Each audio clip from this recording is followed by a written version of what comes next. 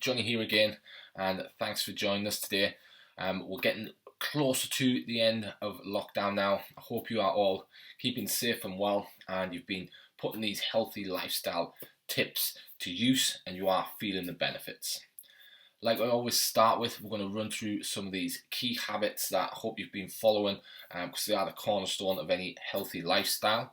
We're looking at improving your water first and foremost. If you don't drink enough water, everything else that you're trying to do is just going to be much harder and not as effective. So try and drink as much water, not as much water, but I would say 2 to 3 litres a day is what we should be aiming for. So try and get yourself as close to that as you can. The next one is nutrition. I always suggest to start with tracking your nutrition. Once you are aware of what you're eating on a daily basis, then you can start to make the subtle changes. I don't suggest doing anything drastic, but if you make these little changes week upon week, then you will start noticing a big difference in the long term. So tracking nutrition, get that awareness, and then start making the positive changes, adding in the more nutritious foods that will serve you in the long run. The next one is sleep. If you aren't sleeping enough, that is going to impact everything in your lifestyle. If you've been tired, or you might have done night shifts, and you know what it's like when you're very tired, you don't want the healthy foods. Your willpower is at rock bottom. Not just that, your productivity suffers, your workouts won't be as good. So if you get enough sleep, it will help you big time in the long run. So I would suggest 7 hours minimum. Some people need a lot longer than that. So 7 to 9 hours, I would say aim for. Obviously, if you've got kids, it's going to be a bit tricky, but just do your best. The more, the better. The earlier you can get to bed, the better that's going to be as well. And the next one is exercise. So exercise obviously is important. We all know that. Talk about it every week. But if you aren't exercising currently, don't worry. All I suggest is trying to get 5 to 10 minutes in a day to begin with, something light, and just work your way up from there. We're going to talk about a few different workout formulas later on in the video, but just want to touch on it. Try and get that exercise in, no matter what you do. Could be walking, could be running, could be bodyweight workouts at home. Just try and get 5 to 10 minutes in, and then build from there. And last but not least, stretching. Now this one does get overlooked because it's not quite as fundamental as the other topics, but with sometimes a year we've been at home, especially guys in the office. If you have been at home for that long, you're working at a makeshift desk, your body isn't used to that, and if you've started feeling pains around the backs, the hips, could be the knees, the shoulders, it's not going to go away unless we sort of attack it. And one way to do that is by stretching and mobility work.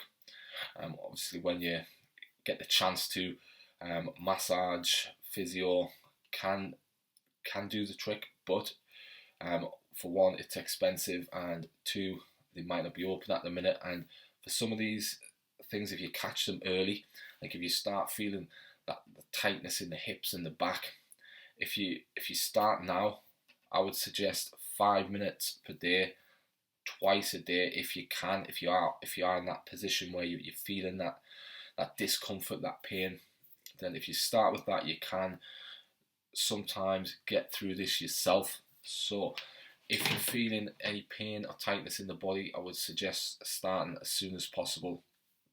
Stretching morning and night, I find, is the easiest way to do that. And speaking from experience from the first lockdown, as soon as I went back to the gym after being sitting at the desk for months on end when I wasn't used to it, back injury within the first 2 weeks, and that's a good couple of months that it took to get back to where I was before that. So I'm speaking from experience, and I don't want anyone to go through the same. So please start as soon as you can if you are starting to feel that pain and discomfort. So those are the foundational habits. That's what we want to start with. We've got a few things that we're going to talk through today. We've got nutrition tips, we've got fitness tips, and we're going to give you a little challenge at the end as well. This week's nutrition tip, we're going to talk about supplementation. Now, we've done videos before on the foundations of your nutrition, which I do always suggest you start with. We've done videos on micronutrients, which was foods where you get the nutrients that your body needs. That's always the starting point. Get good quality food in, so your fruit, your vegetables, good quality protein. That's the starting point. We've also done videos on other foundational nutritional habits, such as eating more protein, which again is a priority. But as we've touched on them before, this week we're going to do supplementation.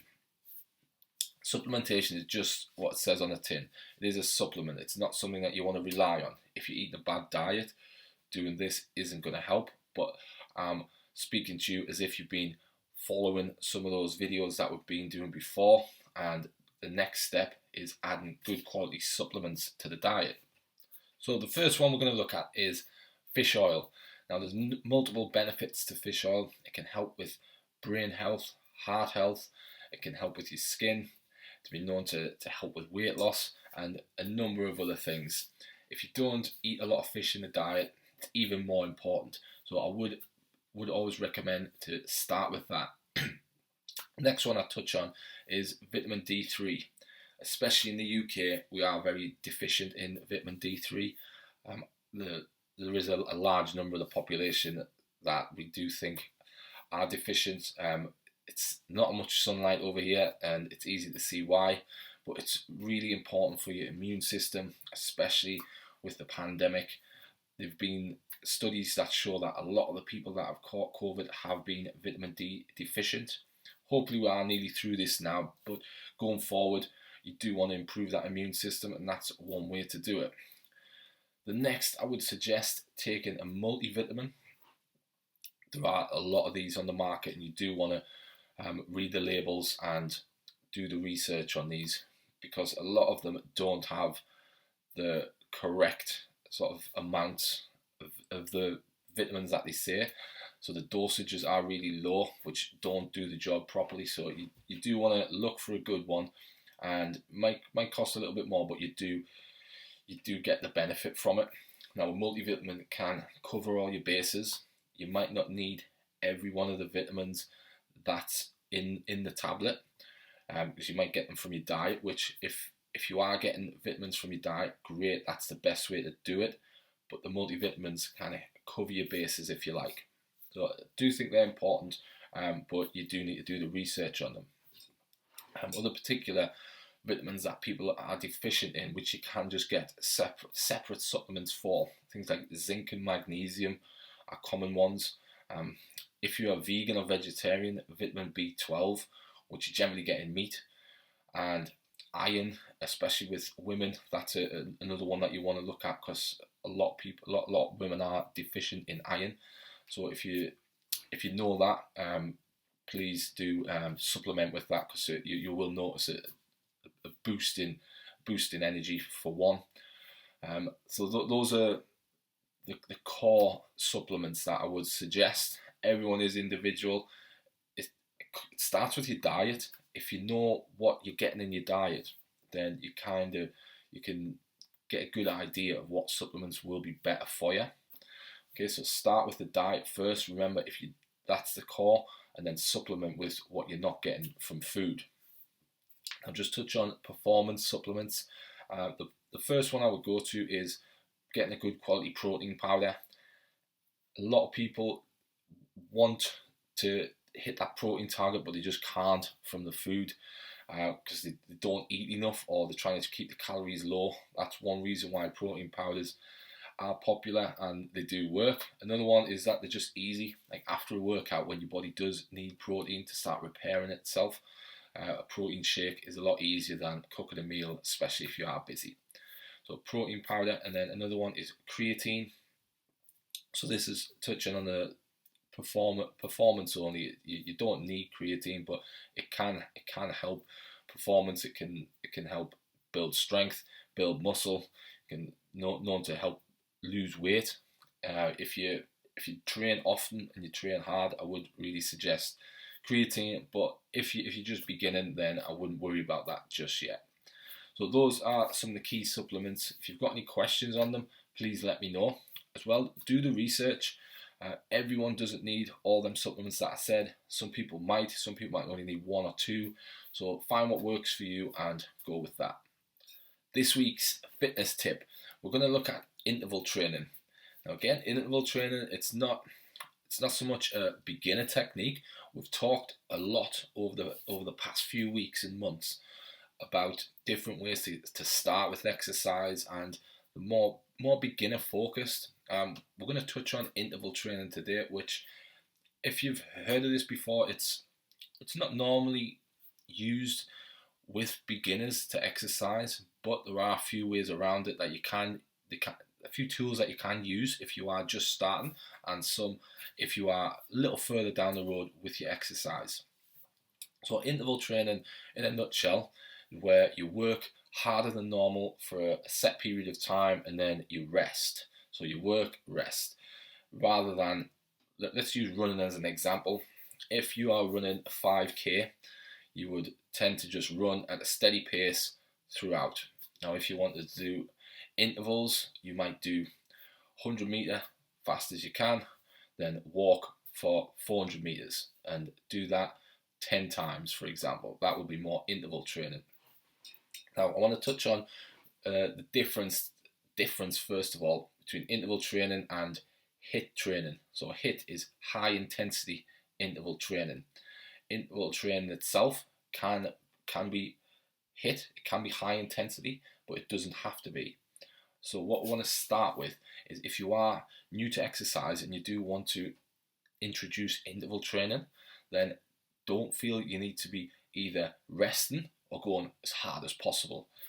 If you were doing a steady state and say you went 50% effort, so like a 5 out of 10, that's fine. But if you want to start interval training, you could maybe do 30 seconds work at 6 out of 10 and then 30 seconds rest. So you're working a little bit harder than you would if you didn't rest, but you're not going like maximum, like 9, 10 out of 10. So that's the difference, and that's why you can introduce interval training if you are just starting out. So that's the basis for it. Now the benefits, if you are short on time, interval training is much better. The studies show that in general you're gonna burn more calories in an interval training workout than you would in a steady state workout. Plus the fact that it is better for your time. You can generally do a lot more in a shorter amount of time than you can doing interval training than you can doing a steady state, as well as the benefits to fat loss, to building explosive strength, endurance. You've got better results from the interval training than you can in steady state. So those are a few reasons for it. So implementing it, something easy to begin with. I would say the easiest one is like a 1-to-1 ratio of work to rest. So for example, pick 5 exercises, 30 seconds on, 30 seconds off. You do all 5 and then you might get an extra 2 minutes rest at the end.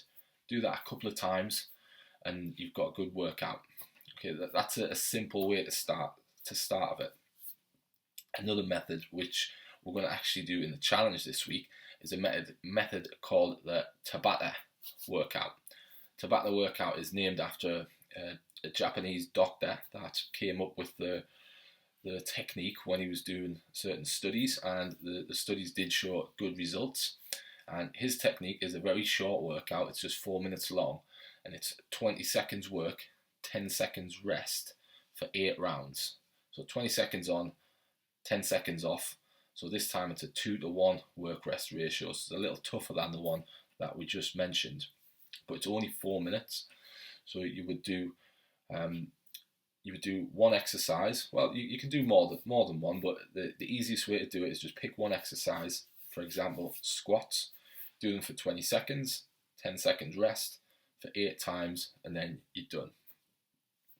So that's another method, but there are numerous methods. I would start with a basic exercise if you do want to introduce interval training, and it's easier said than done. Just get yourself a timer. If you do feel like you're pushing too hard, then give yourself a little more rest than you did work, and you can play with the numbers as you need to. It is all individual, so there's no right or wrong timing when you come to interval training. Right guys, so we've touched on interval training just there. Now let's set a challenge for this week.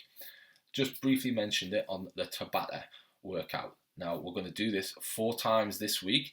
You get to pick the exercises. You can either do 1 or 2 exercises each Tabata. I wouldn't want you doing more than that. For example, you can either do one workout where you do squats, 20 seconds on, 10 seconds off, 8 times. This is just an example. You get to pick the exercise. Or you could double it up where you do squats and push-ups. So first 20 seconds squats, 10 seconds rest, second 20 push-ups, 10 seconds rest, and you just alternate back and forth for the 8 minutes. You do want to work hard for that 20 seconds and try and make sure you do work for the full amount of time. 10 seconds is not a lot of rest. Okay, it doesn't seem like a lot anyway, but trust us, when you're working hard, it's a couple of breaths and then you're back in. So it is tough if you're new to it. That's why I would suggest start with an easier exercise and don't go full throttle in the beginning.